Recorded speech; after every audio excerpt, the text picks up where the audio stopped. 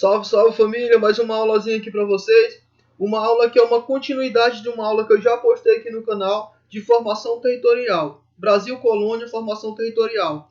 Agora nós vamos discutir como foi que aconteceu a invasão dos holandeses no Nordeste. Aí está a invasão no Brasil, mas é mais precisamente invasão no Nordeste brasileiro.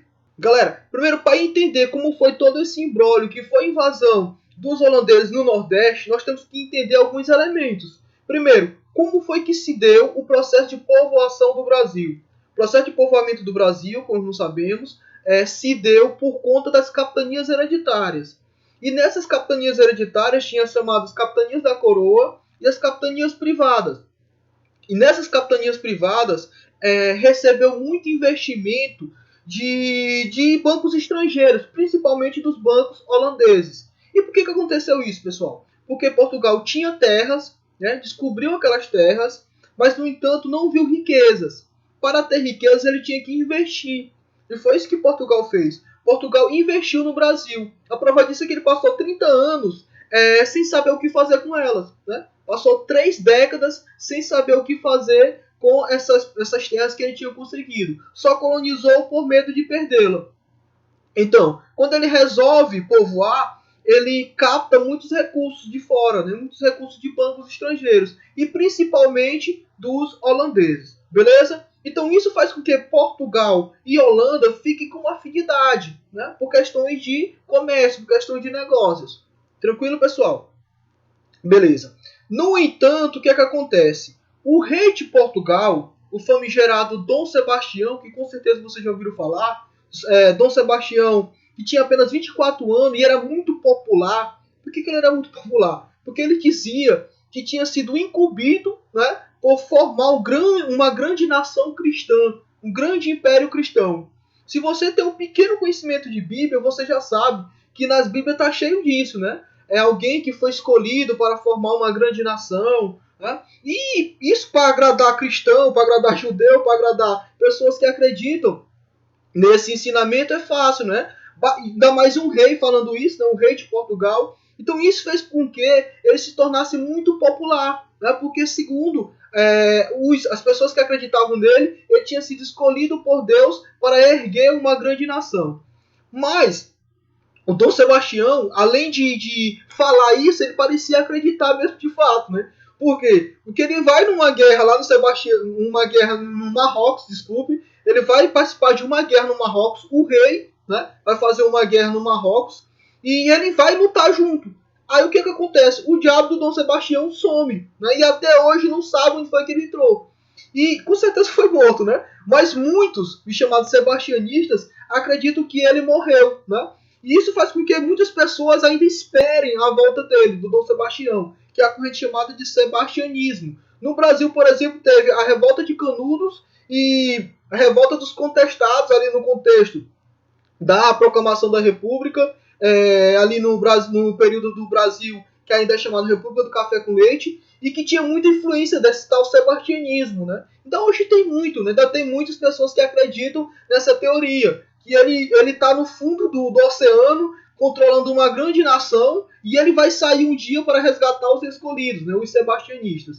Tranquilo? Dito isso, o que é mais importante para a gente? O que é mais importante, pessoal, é que o Dom Sebastião morre com 24 anos e não deixa herdeiro ao trono. Né? Isso acontece em 1578. Em 1578, Dom Sebastião morre sem herdeiro ao trono de Portugal.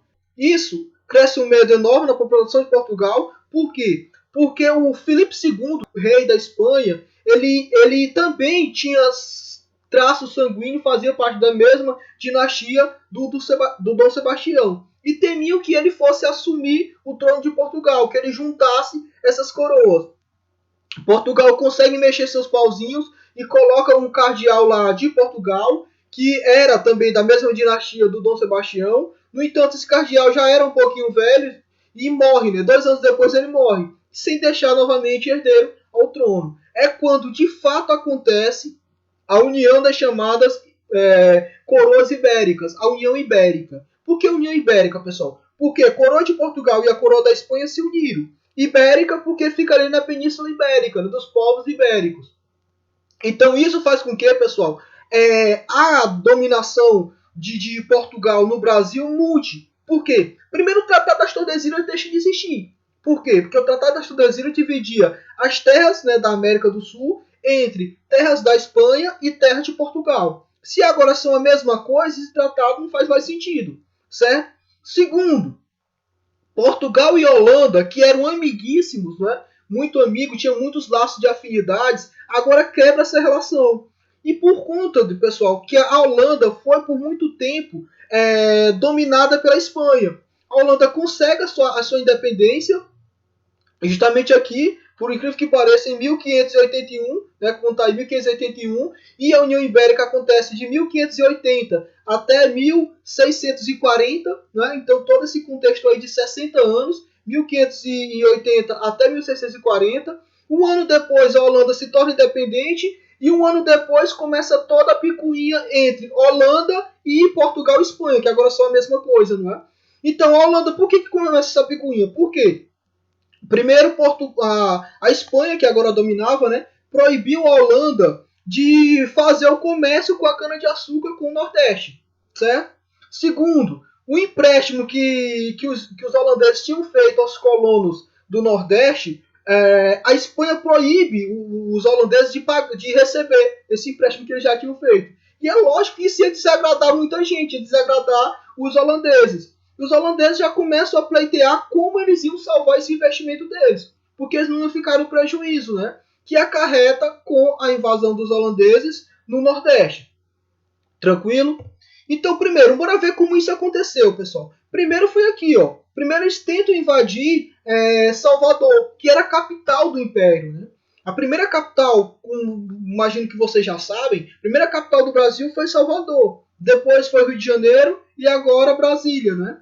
Mas o primeiro plano dos holandeses era já chegar logo e invadir Salvador.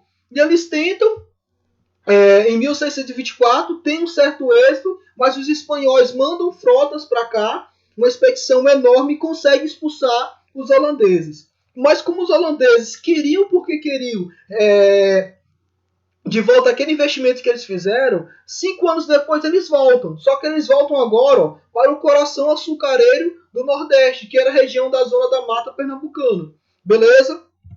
E eles conseguem, pessoal. Eles conseguem em 1630 e ficam até 1654, né? Então fica todo esse períodozinho ali dominando o Nordeste brasileiro. E expandem muito a sua influência, chegando até a região do Maranhão. Então coloquei algumas informações aqui para a gente debater. Primeiro, a adesão dos engenhos, dos senhores de engenho, né? Como os senhores de engenho eles acabam aceitando essa dominação holandesa? Por uma questão simples, pessoal. Primeiro porque a Espanha tinha proibido o tráfico de escravos, né? Nessa de proibir o tráfico de escravos, até vai entrar em ação a figura dos bandeirantes, quando eles começam a adentrar o sertão brasileiro e agora podendo passar o Tratado das Tordesilhas, já que Portugal e Espanha eram a mesma coisa, e os bandeirantes buscavam capturar indígenas para o trabalho escravo e também fugitivos, né? Negros que fugiram dos seus donos, né? E acabam sendo capturados de volta, né? Isso muito por conta dos bandeirantes. Segundo, o que a gente vai colocar aqui, pessoal? O auxílio financeiro da Companhia das Índias Ocidentais. A Holanda tinha essas duas companhias dela. A Companhia das Índias Orientais, que ficava lá na região da Ásia, onde hoje fica, por exemplo, o país Filipinas, e a Companhia das Índias Ocidentais, que foi responsável por invadir o Nordeste e por invadir a região chamada das Antilhas, onde hoje fica a região de Bermuda, lá na região do Caribe. Tranquilo? Mas, por quê? Como é que vai entrar essa questão da adesão do senhor de engenho? Porque a Holanda passou a fazer um acordo, né, com traficante de escravo de Angola e de Guiné. E ela volta novamente com o tráfico de escravos, né? Ela restabelece o tráfico de escravos, agradando os senhores de engenho. Os senhores de engenho gostaram dessa invasão dos holandeses. Foi mais proveitoso para eles. Era melhor estar sob o domínio dos holandeses do que estar sob o domínio dos espanhóis. Tranquilo? Outra informação aqui para vocês, pessoal. Esse cara aqui, ó, Maurício de Nassau. que era considerado um gênio ali na região. Ele foi muito importante para a expansão do Nordeste, para a expansão da cana-de-açúcar. Aprendeu muito com os colonos brasileiros como fazer essa cana-de-açúcar, depois ele vai até implantar nas Antilhas. E ele foi importante também porque ele manteve, né, ele estabeleceu uma certa tolerância religiosa. Porque o Maurício de Nassau era protestante, e os holandeses que vieram para cá também protestantes, e os colonos católicos. Então ele permitiu esse considerado sincretismo religioso. Né? Então houve sim essa tolerância religiosa, facilitando a dominação dos holandeses aqui no Nordeste. Certo? No entanto, eles são expulsos. Né? Os holandeses são expulsos e deixam algumas consequências, como por exemplo, aqui a insurreição pernambucana, que vai acontecer em 1645, a crise açucareira. Por quê, pessoal? Porque quando os holandeses são expulsos, aquele investimento da Companhia das Índias Ocidentais acaba. Né? Agora eles vão implantar, pior, né? Além de acabar o investimento, eles vão implantar o cultivo da cana-de-açúcar na região das Antilhas, onde hoje é Bermuda, no Caribe, e agora vai ter uma concorrência. Né? Então o açúcar brasileiro, que não tinha concorrência, lembrar que o açúcar era muito caro nessa época, era muito valioso, porque até então, antes desse período do cultivo da cana-de-açúcar no Nordeste, o açúcar era considerado um caviar da época. Nem todo mundo tinha acesso ao açúcar, né? Eu sei que é bizarro eu falar isso, porque hoje 1 quilo de açúcar é muito barato, né? Mas na época era muito caro. A maioria da população, os pobres, por exemplo, eles tomavam o seu café sem adoçar mesmo, né? Ou o seu suco era sem açúcar porque era muito caro. Então, quando começa a plantar também a cana-de-açúcar nas Antilhas, tem uma concorrência agora com o açúcar nordestino, que não tinha concorrência até então. Beleza? E a influência o crescimento da influência inglesa. Por quê, pessoal? Como Portugal consegue se livrar da dominação espanhola, eles conseguem muito por conta da ajuda inglesa. Os ingleses ajudam muito ao Portugal restabelecer a sua autonomia, a sua independência. No entanto, agora eles passam a ser dependentes da Inglaterra, porque a Inglaterra foi que ajudou essa independência de Portugal. Certo? Que vai até acarretar depois, na independência do Brasil, isso muito por conta da pressão da Inglaterra. Beleza? Que vai ser o famigerado Tratado de Madrid, né? Que faz com que Portugal passe a comprar tecidos da Inglaterra muito forte na sua indústria têxtil, e a Inglaterra passe a comprar os famosos vinhos de Portugal. Certo? Tranquilo, pessoal? Então, outra consequência que a gente pode colocar, pessoal, é a interiorização do Brasil, né? Através dos bandeirantes, como já falei para vocês. Ó. Eles começam a adentrar o sertão brasileiro à procura de fugitivos e à procura de tribos consideradas hostis. Né?